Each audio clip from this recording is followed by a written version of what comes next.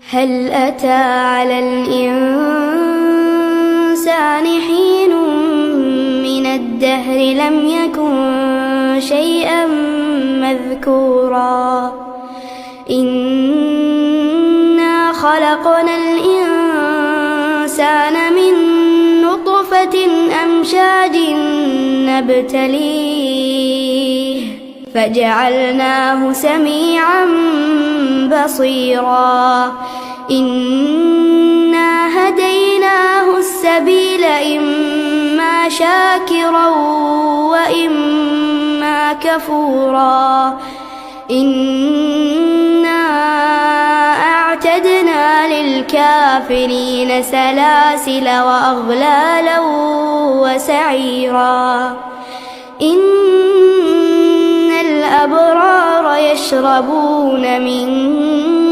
كأس كان مزاجها كافورا